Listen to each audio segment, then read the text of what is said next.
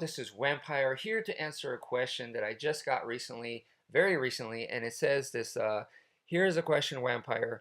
What keeps you motivated to keep on practicing arnis?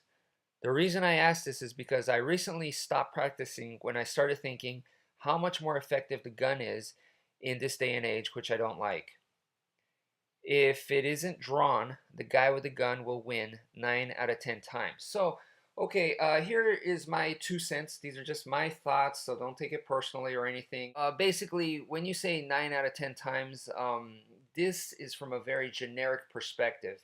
It's not like these numbers come from an experiment that has been done over and over and over, and there's a theory based off of it and all that. No, it's just, from a very, it's a generic number. And I feel you. I understand where you're coming from, and I actually agree with you, because I believe that firearms is the superior weapon.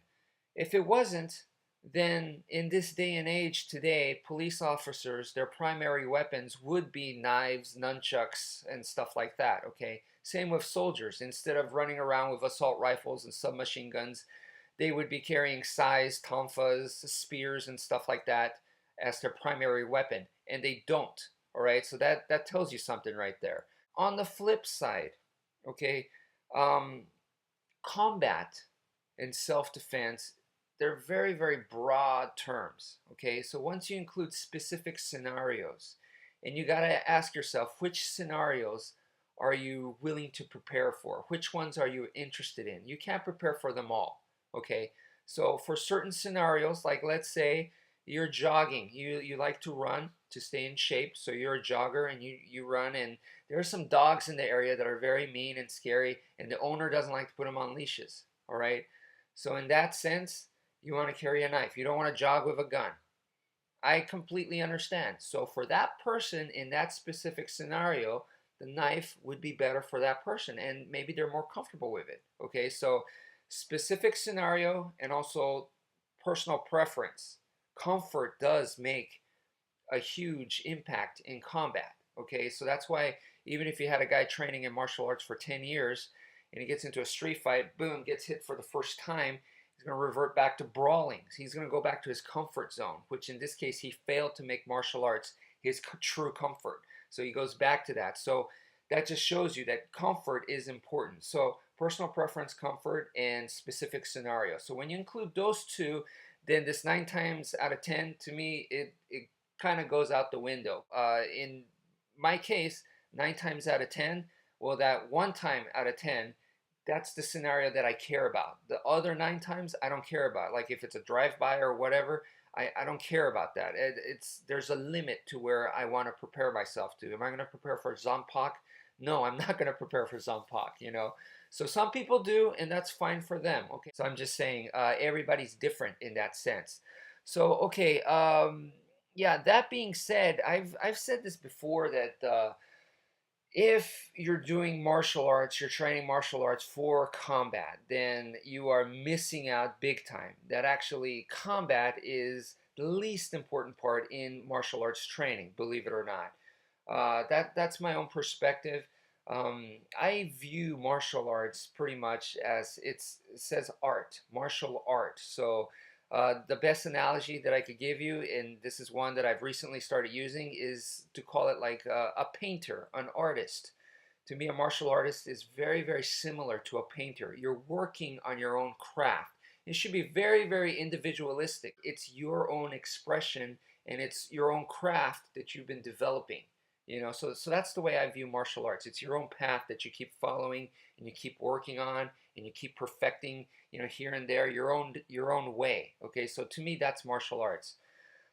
If you're interested in combat, then I pretty much feel like in today's society, it's mapped out to where if you want to be good at hand-to-hand, then pretty much become a professional MMA fighter. Go do it.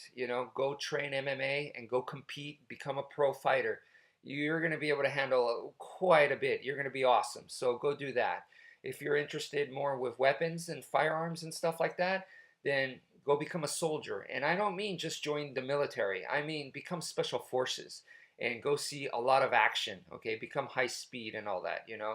And if you're preferring more like urban, then become a police officer, become SWAT, go become SWAT and go to a city with lots of crime like Dallas or somewhere, and go experience the action there. So that to me is the way to go, not martial arts, if that's what you're looking for. Now, martial arts can help people that are military, police, and also MMA, but to me, more as a side thing, not as the main thing. There was a famous MMA fighter, Gomi Takanori, who actually he started training karate right around the time where he was peaking or at the height of his popularity, because he was just winning in the Pride Fighting Championships, and he started training in karate not because he wanted to apply those techniques in the MMA ring, but it was more like for other benefits. Like, I think the fame was just too much. So centering himself and, trying to find himself and those kinds of things. That's why he was training. So as a side note like that, I think martial arts can benefit someone that is military, police officer, or pro MMA fighter, someone like that. So that's my advice to you.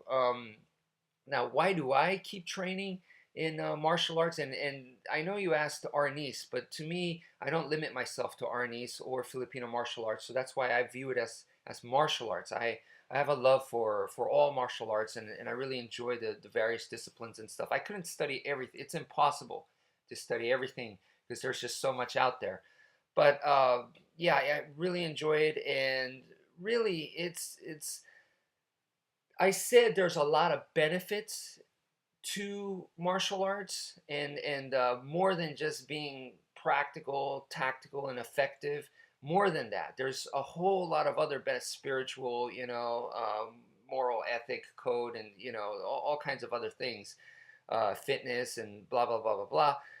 There's a ton of benefits, but I don't like to view it that way. I don't like to view it as if you train in martial arts, you gain these benefits. No, like I said before, you're like a painter. So it's what you put into martial arts and develop, what you personally develop, not what has been said about this style.